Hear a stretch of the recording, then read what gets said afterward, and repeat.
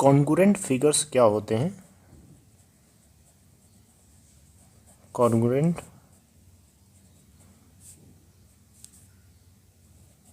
Figures.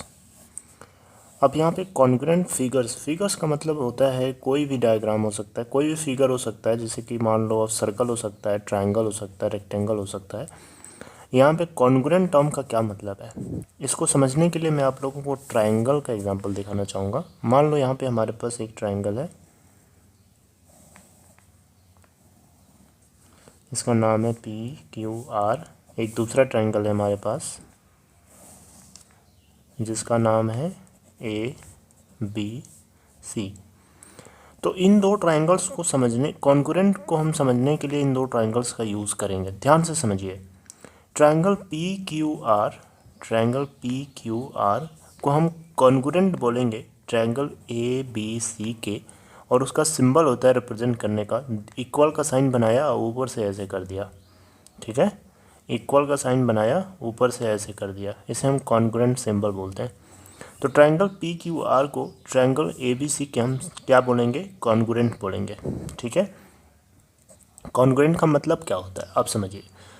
Congruent का मतलब होता है कि जैसे ये ट्रायंगल इसके ट्रायंगल इस ट्रायंगल के कॉन्ग्रुएंट है। इसका मतलब ये होता है दोस्तों कि ये जो ट्रायंगल है ना PQR, ये इस ट्रायंगल के बिल्कुल हूबहू सेम है। मतलब ये हुआ कि अगर इस ट्रायंगल को उठा करके इस ट्रायंगल के ऊपर रखने की कोशिश करोगे तो PQ साइड जो है AB के ऊपर ओवरलैप करेगी, और PR साइड जो है AC के ऊपर ओवरलैप करेगी, और QR साइड जो है BC के ऊपर ओवरलैप करेगी।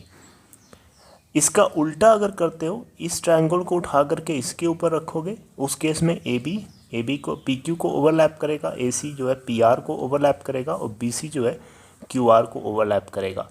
यहाँ पे ओवरलैप करने का मतलब मेरा ये है कि एक दूसरे के ऊपर लाई करेंगे, ठीक है। मतलब यहाँ पे इस केस में हम ये भी बोल सकते हैं कि ये एंगल जो होगा इसके इक्वल होगा, ये वाला एंगल इसके इक्वल होगा, और ये वाला इसके इक्वल होगा। तो दो कॉन्ग्रुएंट ट्रायंगल्स हों चाहे दो कॉन्ग्रुएंट फिगर्स हों, ठीक है। फिगर्स में रेक्टेंगल्स हो सकते हैं, सर्कल्स हो सकते हैं, कुछ भी हो सकता है कॉन्ग्रुएंट फिगर्स में, ज़रूरी नहीं है कि ट्रायंगल हो, कॉन्ग्रुएंट पॉलीगन्स भी हो सकते हैं। तो कोई भी कॉन्ग्रुएंट फिगर्स हों उसमें क्या होता है कि करस्पॉन्डिंग पार्ट्स जो होते हैं वो इक्वल होते हैं, कॉन्ग्रुएंट होते हैं।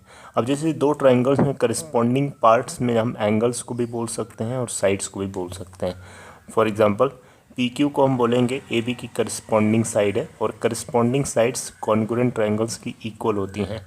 ऐसे QR साइड को हम BC की कॉन्ग्रुएंट साइड बोलेंगे, और PR साइड को हम AC की कॉन्ग्रुएंट साइड बोलेंगे।